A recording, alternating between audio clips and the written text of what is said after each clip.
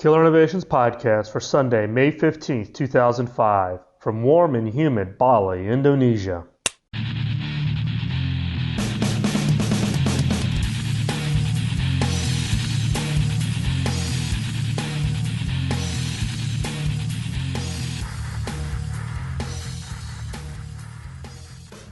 Welcome to the Killer Innovations Podcast. I'm Phil McKinney, your host.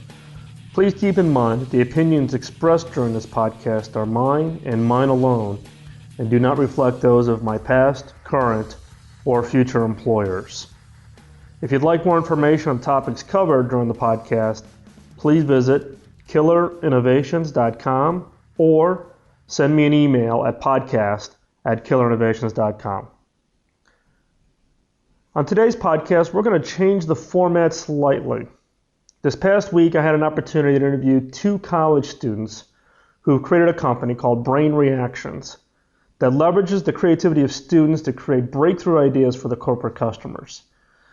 The guys at Brain Reactions had reached out and contacted me via the podcast through the email address, and I've had a series of conversations with them by phone and by email, and I think what they're doing is actually an excellent example of really taking what I'm hoping the benefit of a podcast such as this and others, such as the Eureka podcast and some of the others that deal with creativity, and actually taking it and applying this. Anand Chadfar, who's the CEO, and Nate Altfeather, who's the Chief Creative Officer, are both students at University of Wisconsin-Madison. Anand comes from a background with creativity and innovation. The fire kind of got ignited with him during a summer internship. Came back to the University of Wisconsin and has put together a program at University of Wisconsin with the students, and they're actually supporting a number of corporate customers. And based on the conversations that I've had with them and the energy that these two have, I just thought it would be of immense benefit for all the listeners of the podcast to kind of hear what they're doing, hear how they're applying it, and just learn about what they're specifically doing. So in place of the innovation tools and the weak signals segments that we normally have in the podcast, I'm going to share with you a phone interview that I did with Anand and Nate last week. And then at the end, after the interview, then we'll discuss the killer innovation question of the week. So without delay, here's the phone interview with the founders of Brain Reactions.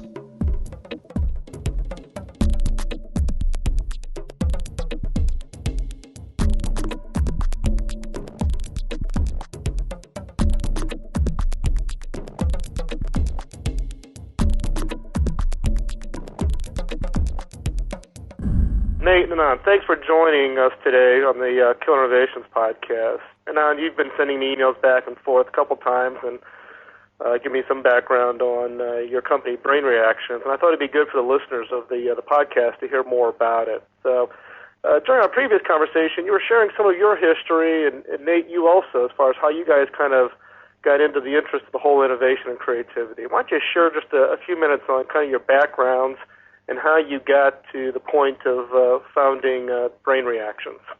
Yes, definitely, Phil. Basically, my history with the innovations field started when I joined the Concept Studio on the East Coast. This is a division within Pitney Bowes that works on the front end of innovation.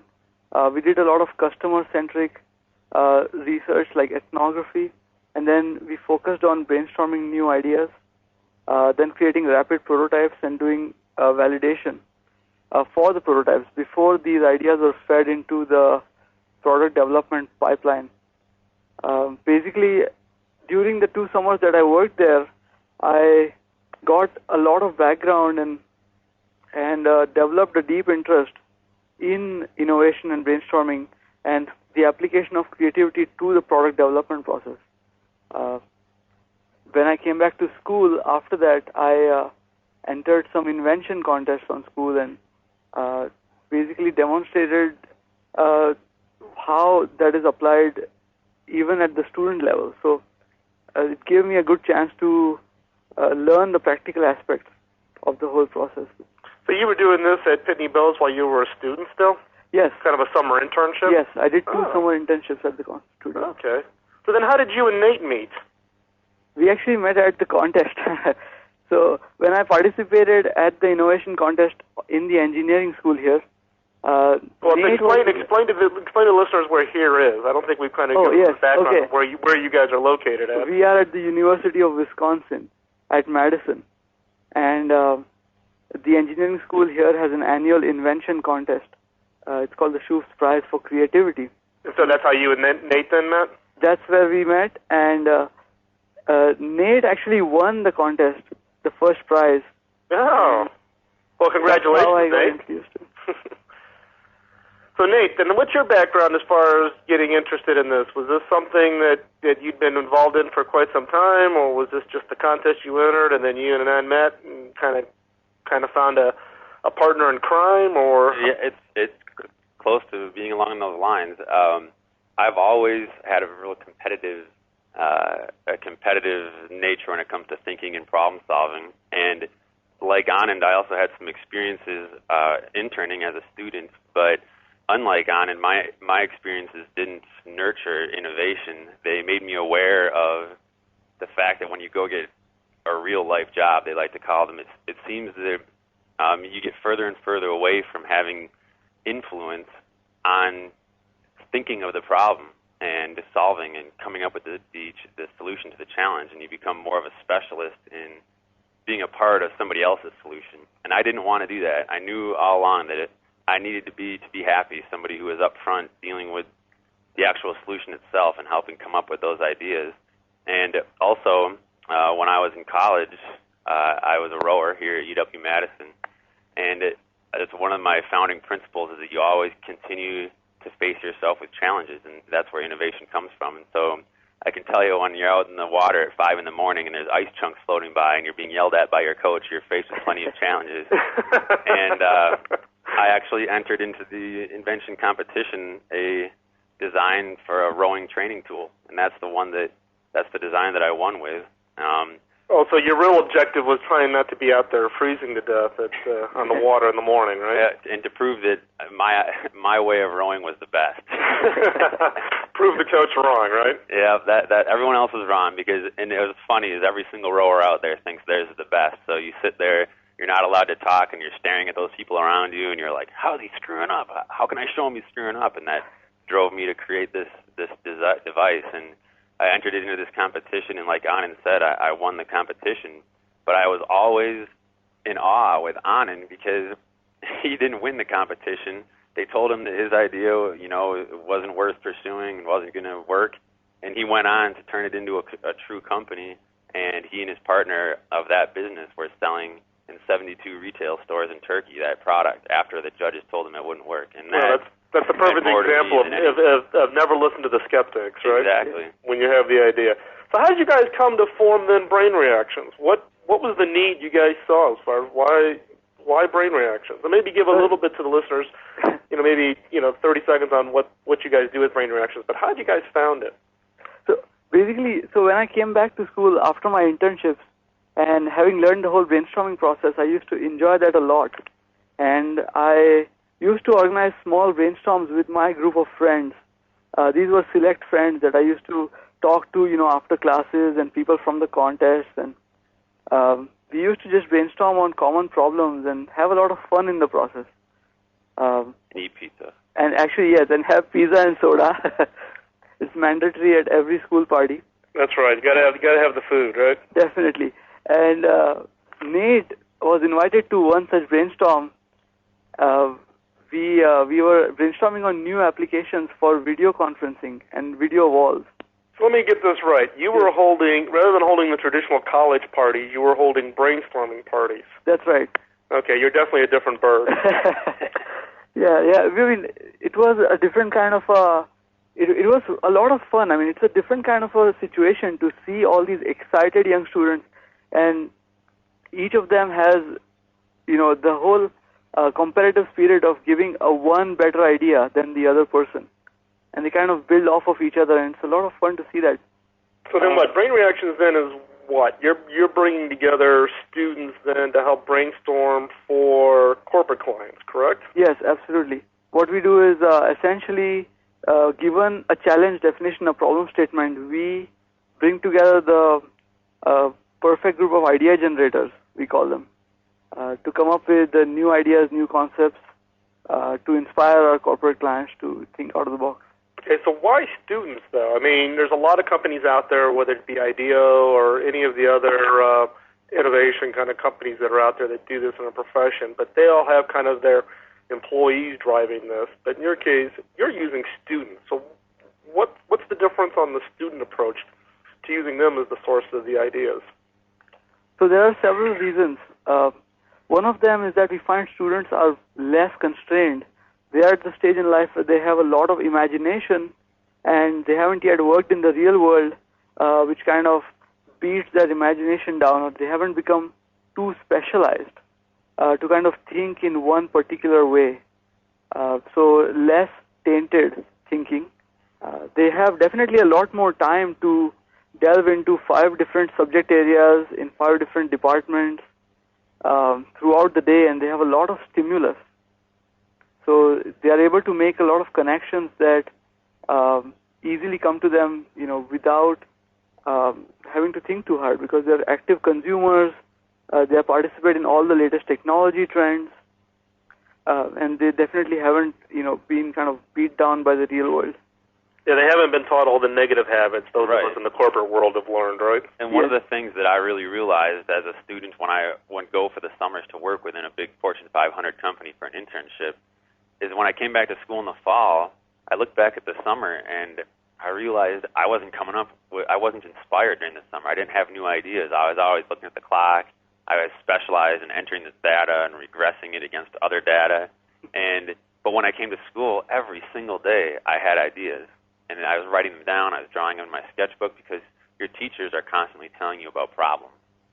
Here's where the state of the art is. So your mind is like, well, how can I do this? And students are very competitive. Just like Anand said, they haven't been told no.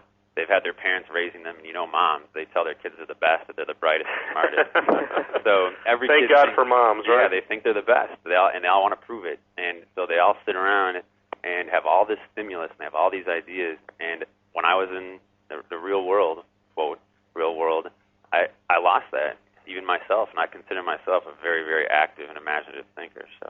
So what are the steps? So you're working with corporate clients and you're leveraging this creativity pool of students on campus. So what are the steps with regards to going through a customer project? What's the process that you guys use? Well, typically we start with some phone calls with the client to get some background and contextual information about the challenge. We come up with what we call the problem statement, but it's really a challenge definition because some of the brainstorms might be more open-ended. What we try to get from the customers is exactly what they are looking to get from the brainstorm. Try to get to the heart of what is the solution that they seek, and what are the constraints around it.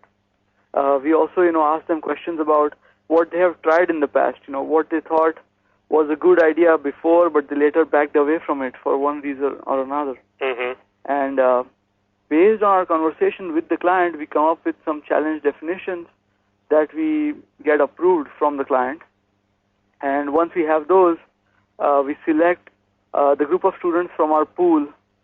We have over 200 screened idea generators now from different departments on campus. And we select the right group to come in and hold the session, the whole brainstorm. So how do you go through the selection process? You were sharing with me before that you actually, as the output, you measure the level of innovation or the productivity of innovation that these students bring. So therefore, you can actually rank students based on their inventiveness, I guess is one way to put it, and then make sure that you have the right diversity. Maybe explain that a little bit. So essentially, we get nominations, first of all, from professors and TAs and other instructors, and also we find students from contests, such as, the invention contest I talked about before. There are other contests on campus, such as there's a business plan contest in the business school, there's a filmmaking contest, where people make independent films in the film school. And we find all these creative contests, and the people, once they are nominated, are invited to trial brainstorms. we give them a hard problem to solve and see how well they brainstorm in a group. We gather very detailed profiles from each student, which includes their interests, expertise, achievements, even their daily schedules.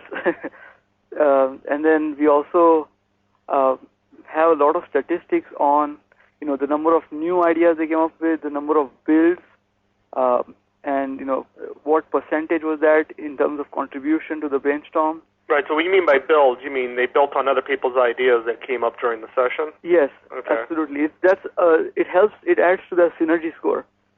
Because we find that actually one of the best ways to develop ideas further is to do the builds. When you are in a brainstorm and somebody comes up with a new idea, it sparks off like 3 or 4 other ideas in other people, and you can immediately see the people around the particular starting idea sort of spark off, which is what leads to the chain reaction of ideas, so to speak. Mm-hmm. Hence the name, chain reaction.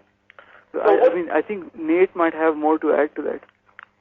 Well, Anand really hit it on the head. One of the things that we really focus on is the synergy of the group, and there's a lot to our scoring process that is proprietary or trade secret, and we use that to make the group that really gels and make sure we have people who can express their creativity and express their ideas. That's very important.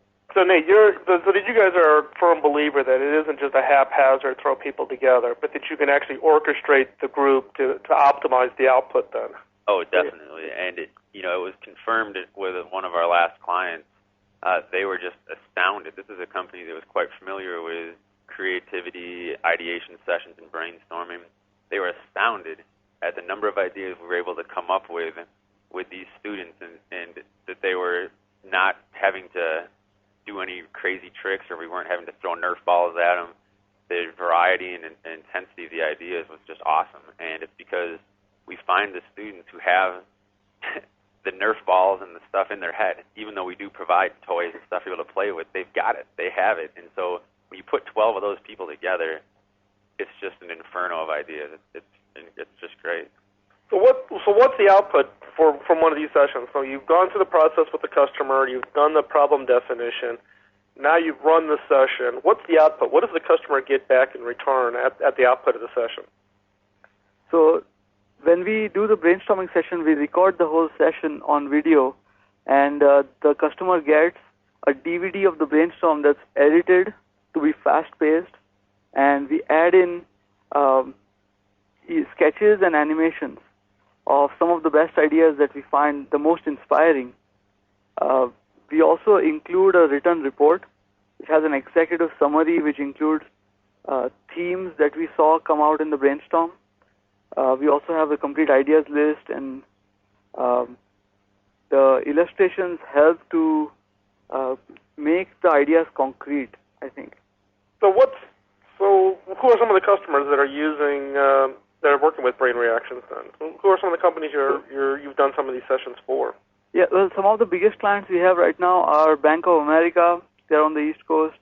We have from the West Coast we have Intuit, which is a software company. We just completed a brainstorm for Quantum Learning Network, which Nate was talking about, and we have a couple of companies in the Midwest. Some of them are actually very related to the field of innovation. There's a company called Inventables. We've also done some brainstorms for non-profit clients that are more famous. There's the United Way. Oh, really? Yes, and locally we've worked with the Fire Department of Madison, and they were really happy with the output as well. Excellent. So what's next? You're doing Brain Reactions there at University of Wisconsin-Madison. Yes. You've got your pool of students there. So what's the future look like for Brain Reactions? So, well, we are starting to expand our operations in terms of just getting to new campuses. We have sort of started talking about a possible franchising model to expand to other campuses. And the main focus right now is, because I'm graduating in a week and I'll be full-time working for Brain Reactions now, it's time to get more structured in terms of marketing, So far, all the clients we've had have been referred to us, or we've been referred to them. It's all word of mouth, and we believe that the service is useful enough that we want to get the word out there to all the major companies that would find this valuable. So if someone wanted to follow up with Brain Reactions, how's the best way to get a hold of you guys? There's a contact form on our website, brainreactions.com. You can also reach us by phone at 608-335-0791.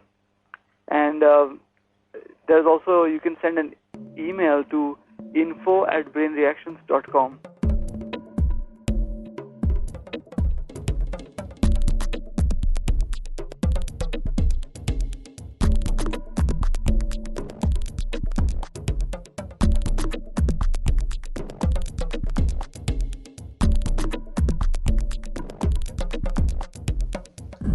This week's killer question is going to build on the question that we asked last week.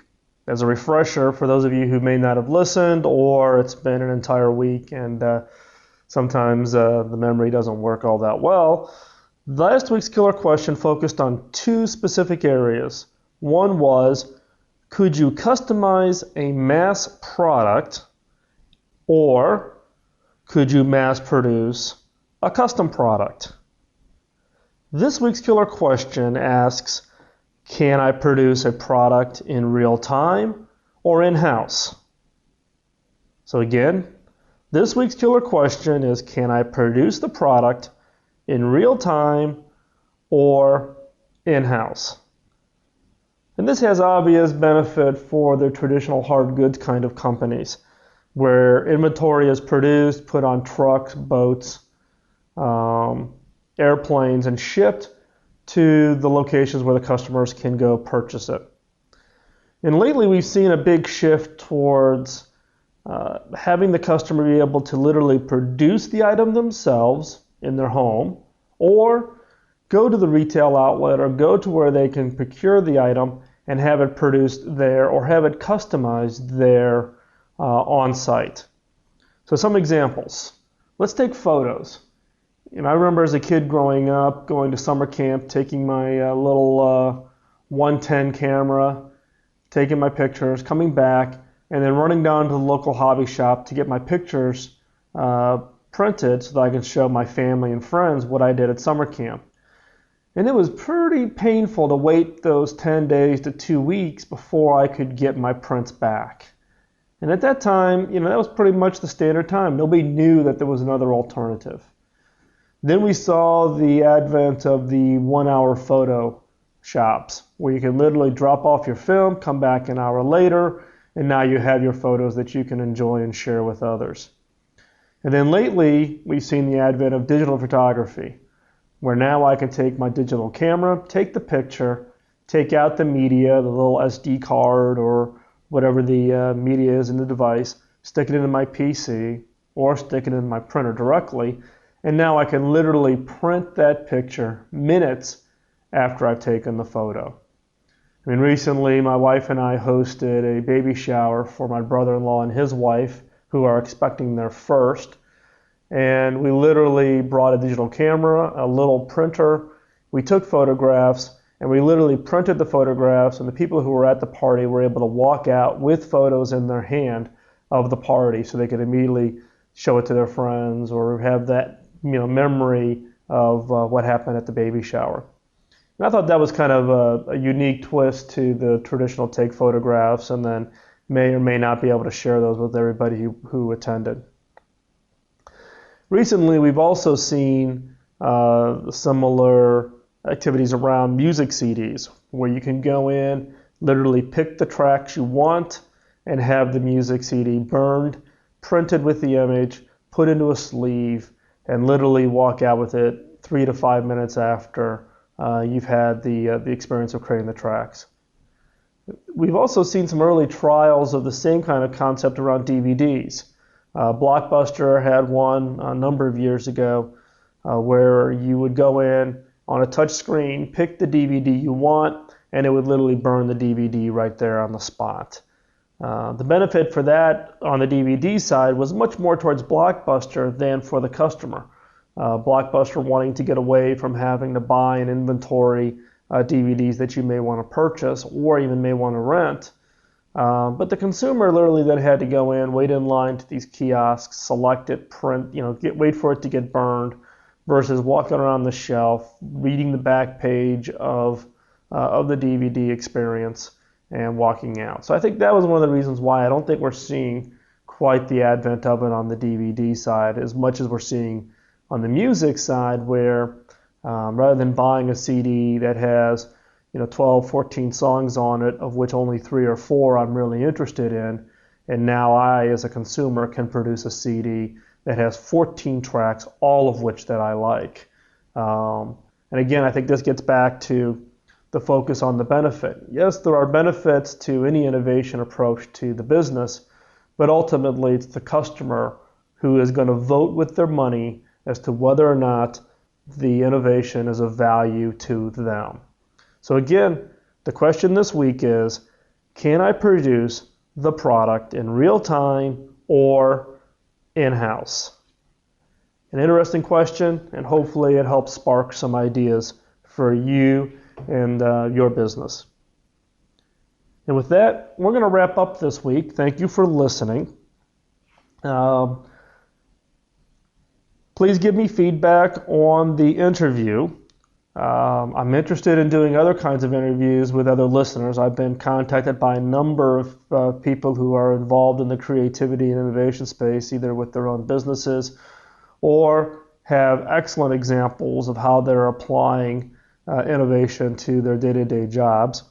And so I'd like to include more interviews, not as a replacement for the normal segments, but maybe once a month, do an interview with a listener or with somebody in the industry. So if you found the interview today interesting and of benefit, please let me know. Send an email to podcast@killerinnovations.com, and I appreciate that feedback. Also, for future shows, I'm looking to set up a segment where I will answer questions from listeners. Now, a number of you have sent me emails, and I've replied back to those, but I find it a little bit hard just to kind of read an email and answer it. So what I want to do is I want to try to see if we can't set up a segment whereby I can respond to customers' questions that are actually phoned in. So if you have a question that you think or that you would like to answer or pose for inclusion in a future show, please phone the feedback line at 1-703-636-4460.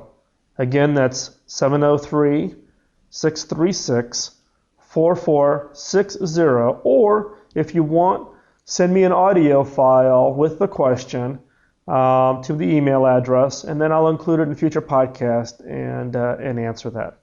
Okay? As always, send email to podcast@killerinnovations.com. Also, you can visit killerinnovations.com for the show notes for information on how to any of the items that we cover in today's show. Also, don't forget to vote at podcastalley.com. Last month, based on the votes from you as the listeners, the show was ranked in the top 100. I really do appreciate that. It helps with listeners searching for shows when they can see comments and voting from other listeners of a show that's of value. Also, next week's show, I will be in Bangkok, Thailand, as I continue my 3-week trip through Asia Pacific. So, assuming that I have broadband connection in Bangkok, I'll be uploading the show next weekend from there. And in between, if I come across something that's interesting from the standpoint of innovation, weak signals, or just observations that I have in the region, I'll pass those along. And again, thank you for listening, and we'll talk to you next week.